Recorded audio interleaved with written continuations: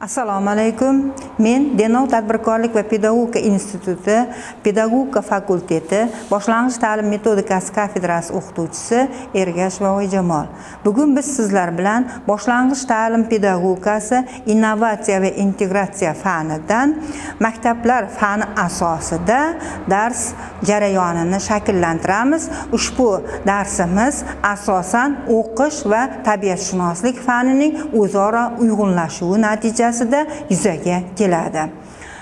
Bugungi mavzuyimiz 4-sinf o'qish darsligidagi ola buzoq mavzusini olgan holatda ushbu darsimizni davom ettiramiz.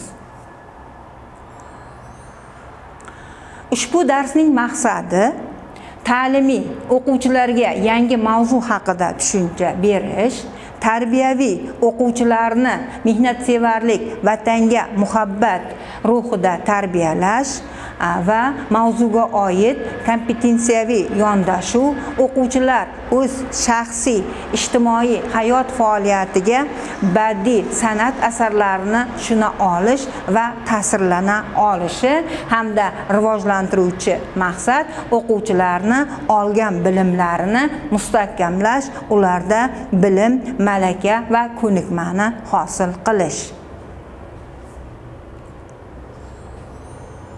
Darsning borishi,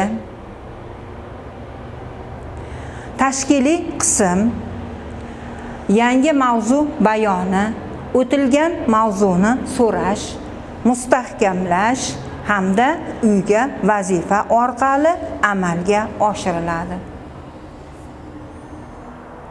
Tashkiliy qism asosan salomlashish, davomat, navbatchi axboroti orqali olib boriladi. Darsning shiori ilmdan yaxshiroq xazina bo'lmas, qo'lingdan kelgancha tera olsang bas. Darsning borishi, darsning turi yangi bilim berish, darsning metodi noan'anaviy, darsning usuli kichik guruhlarda ishlash orqali olib boriladi. O'tgan mavzuni mustahkamlash. Mavzuyimiz xatarli uchrashuv. Ushbu mavzu yuzasidan quyidagi savollar shakllantirilgan. Birinchi savolimiz: bola bo'rilardan nima uchun qochmadi? Ikkinchi savolimiz: akasining hamma gap aql bilan irodada degan gapini siz qanday tushunasiz?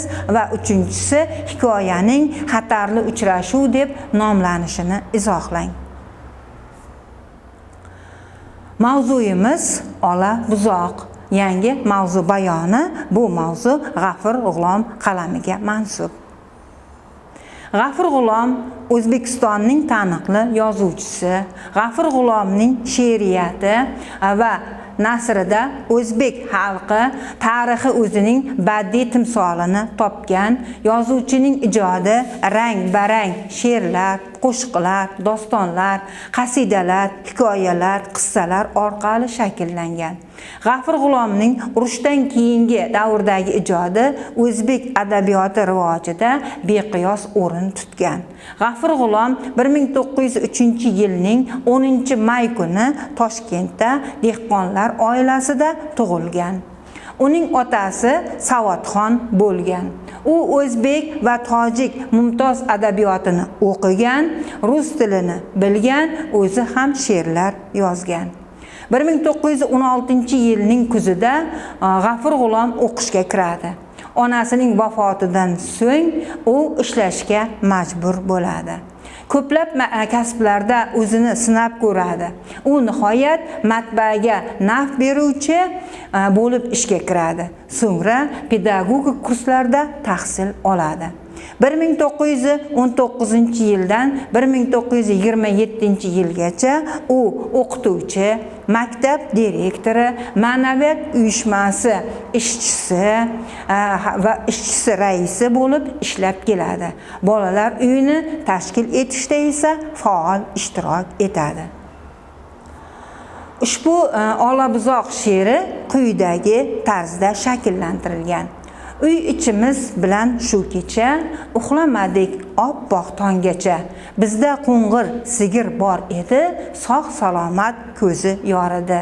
Ola buzoq qashqasi ham bor, usti qora, bag'ri oppoq qor, tili xuddi lola yaprog'i, sapsargulday tikka qulog'i. Dumi gajak, qo'ng'ir qo'ng'iroq, sadaf munchoq, tishi yaltiroq, olxo'riday quralay ko'zi, basvoldiday cho'zinchoq yuzi. Baqbaqasi marjon osganday, tumshug'ida saqich bosganday, xiyol o'tmay burni terlaydi, nafasidan kelar sut hidi. Ushbu rasmda o'sha olabuzoqning ko'rinish holatini ko'rishingiz mumkin bo'ladi. Burun uchi dona-dona ter, mo'lab-mo'lab allanima der. Qamchin dasta har bir oyog'i, biram jajji silliq tuyog'i. Ola buzoq tug'ilib oldi, og'zimiz ham oqarib qoldi. Katta bo'lsin ola buzog'im, ovunchog'im, erkam, marog'im. Ushbu she'rda lug'at ishi quyidacha shakllangan: ko'zi yoridi, tug'di, bag'baqa, g'urra, qavariq, qamchin dasta, qamchi dastasi. Ushbu she'r bo'yicha quyidagi topshiriqlar beriladi. Birinchidan, she'rni ifodali o'qing va yod oling. Ikkinchidan, olabuzoqning nimalarga o'xshashligini ayting. 4-sinf o'qish va 3-sinf tabiatshunoslik fanlari integratsiyalashgan holatda mavzuyimiz olabuzoq va uy hayvonlari deb nomlanadi. Uy hayvonlari qadimda hayvonlarning hammasi yovvoyi bo'lgan. Sekin asta odamlar ularni qo'lga o'rgatib xonakilashtirgan. O'lkamizda uy hayvonlari inson qadami yetgan hamma joyda uchraydi. Odamlar sigir, qo'y, mushuk, it, ot, tuya, echki va boshqa hayvonlarni boqadilar.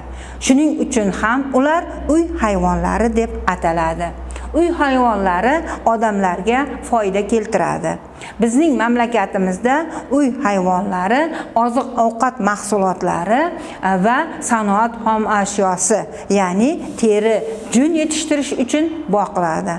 Qoramollarning turli zotlari bor. Ko'p sut beradigan zotdor qoramollar ko'paytirilmoqda. O'lkamizda qoramollar bahor, yoz va kuzda asosan yaylovlarda boqiladi. Sigirlar har yili bittadan bolalaydi.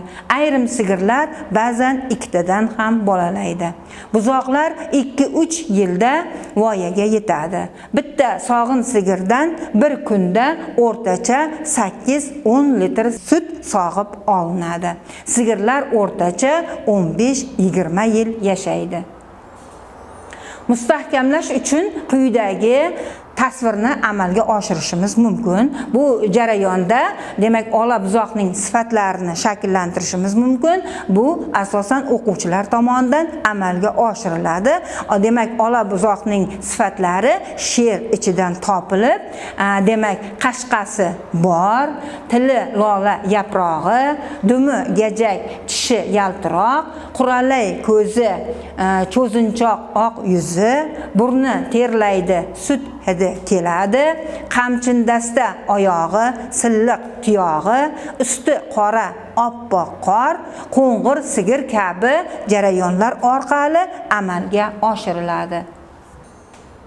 Ushbu rasm orqali siz uy hayvonlarini ko'rishingiz mumkin.